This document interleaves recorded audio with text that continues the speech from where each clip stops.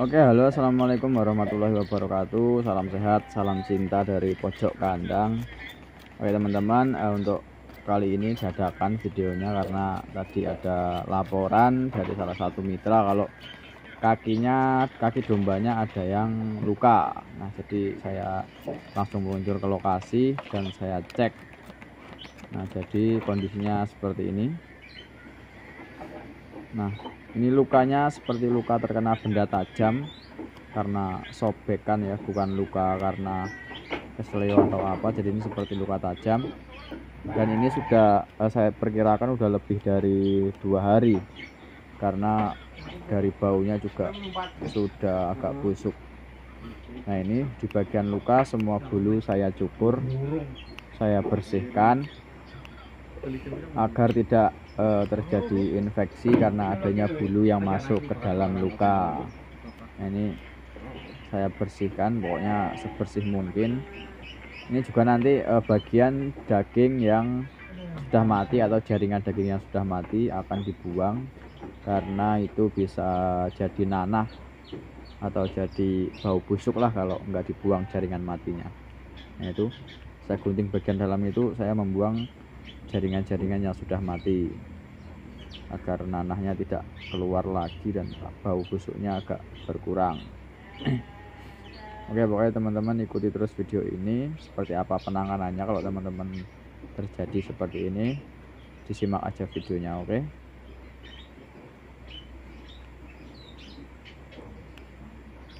Ya, ini yaitu seperti apa, di luka, malah kayak luka bacokan, tapi ini kayaknya luka kena seng atau kena benda tajam lah, karena bentuk lukanya seperti itu. Kalau kena kejepit atau seperti apa, enggak, bentuknya enggak kayak gitu, beda. Ini sudah banyak banget jaringan yang mati, jadi saya bersihkan dulu, baru nanti penanganannya saya siram atau saya bersihkan dengan menggunakan air rendaman tembakau. Jadi teman-teman bisa menyediakan air rendaman tembakau di kandang untuk persediaan kalau ada domba yang luka seperti ini. Kenapa menggunakan air tembakau? Karena air tembakau bisa jadi antibakteri yang paling sederhana untuk ternak, dan mudah juga didapat karena pasti di sekitar teman adalah yang jual rokok atau jual tembakau, jadi lebih gampang untuk mencarinya. Tapi kalau teman-teman ada alkohol, lebih baik menggunakan alkohol untuk membersihkannya, karena yang pasti kan udah medis lah, udah pasti bagus. Ini karena saya tidak punya alkohol, jadi saya gunakan tembakau yang sudah saya rendam sekitar 1 jam untuk sebagai antibakterinya biar tidak meluas lukanya. Nah, ini lukanya ternyata untuk laporan di awal luka itu hanya 1. Setelah saya cek ke kandang ternyata ada 2 luka di bagian kaki depan dan kaki belakang, semuanya berada di kaki sebelah kanan. Jadi terpaksa dombanya berjalan menggunakan kaki depan dua-duanya dan kaki belakang sebelah. Nah, untuk kasus yang satunya ini di dalamnya sudah banyak nanah karena sudah bengkak. Ya, nanti kita keluarkan, kita bersihkan dulu bulu-bulu yang ada di sekitar luka agar tidak terjadi infeksi atau tidak mengganggu proses penyembuhannya. Nah, ini kalau hitam-hitam ini bagian bawahnya isinya semua nanah. Nah, kita bersihkan dulu menggunakan masih sama. Nah, ini saya pencet, nah itu teman-teman bisa lihat keluar semua nanahnya. Nah, saya pencet lagi, nah itu nanah.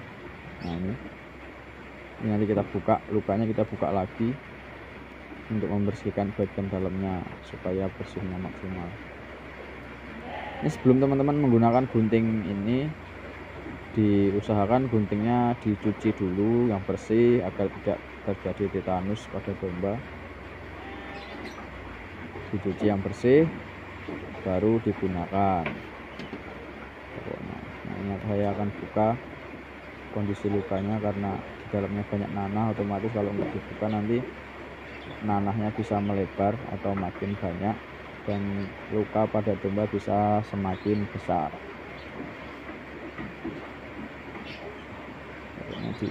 Nah itu sisinya nanah semua bagian bengkak itu. Jadi ini kita buka aja nggak apa-apa. Pokoknya yang penting dipastikan peralatan yang akan digunakan itu peralatan bersih, bukan peralatan yang kotor habis dari mana harus dipakai ke sini, karena bisa jadi kena tetanus atau infeksi yang lebih parah. Nah itu isinya. Ini nanti akan saya sensor karena warnanya warna darah, takutnya nanti tidak boleh diupload oleh YouTube, malah teman-teman tidak bisa melihat nanti ya. Nah itu lukanya dalam, dia hampir menembus, ya bisa dibilang udah sampai ke tulang lah dalam. Ini mohon maaf videonya jelek karena pada saat di lokasi saya sendiri, jadi tidak ada yang pegang kamera, juga saya tidak bawa tripod karena buru-buru. Nanti lihat isinya semua sudah nanah. Pokoknya ini dibersihkan sebersih mungkin, baru kemudian ketika kita sudah menangani luka-lukanya, baru nanti akan kita suntik menggunakan antibiotik, kemudian anti nyeri dan penurun panas, kemudian kita berikan vitamin juga agar mempercepat proses penyembuhannya. Sekali lagi saya mohon maaf kalau videonya tidak fokus karena yang satu tangan pegang kamera, satu lagi melakukan penanganan, itu agak sulit. Semua jaringan yang sudah mati saya buang dulu, baru kemudian saya bersihkan menggunakan air rendaman tembakau, dan juga tembakaunya ini saya masukkan sekalian untuk sebagai antibakteri. Teman-teman kalau ada salep luka itu dikasih nggak apa-apa. Ini kebetulan saya lupa tidak membawa salep karena ya tadi keburu-buru, dan posisi juga kemarin hari Jumat, jadi ngejar Jumatan juga keburu-buru, terus lupa untuk membawa salepnya. Ini juga pakai pakai tembakau rokok saya yang ada di tas, ya korban rokok untuk melakukan penanganan terlebih dahulu. Baru nanti untuk penanganan kedua 2-3 hari setelah ini baru kita lakukan proses diberi salep lah nantinya.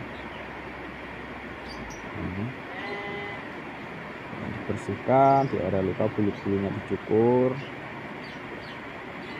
akan lebih baik. Teman-teman kalau punya Busanex atau semprotan anti laler juga mending disemprot agar tidak terkena laler lukanya. Nanti kalau banyak laler yang ada di area luka, nanti lalernya bisa bertelur di luka dan lukanya banyak diisi oleh belatung. Jadi kalau domba yang terkena luka ini wajib dipantau terus. Seperti itu. Pokoknya ikuti terus video ini ya.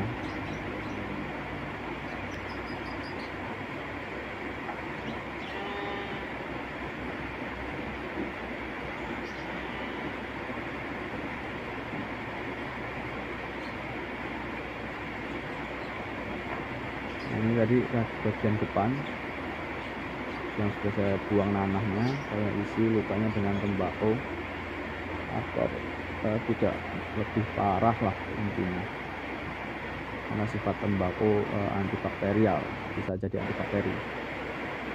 Nah, kemudian saya akan suntik menggunakan 3 obat. Yang pertama antibiotik, kemudian anti nyeri sudah termasuk anti panas, dan juga ATP atau penambah energi supaya dombanya cepat sembuh.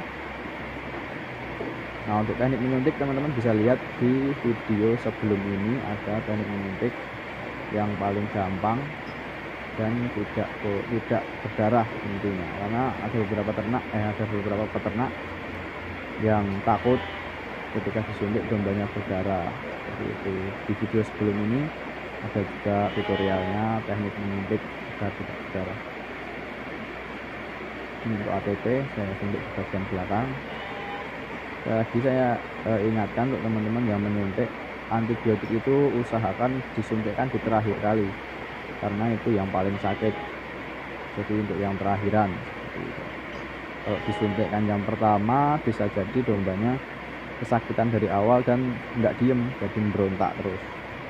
Dengan langkah lebih baiknya antibiotik itu atau obat-obat yang keras diberikan di akhir penyuntikan.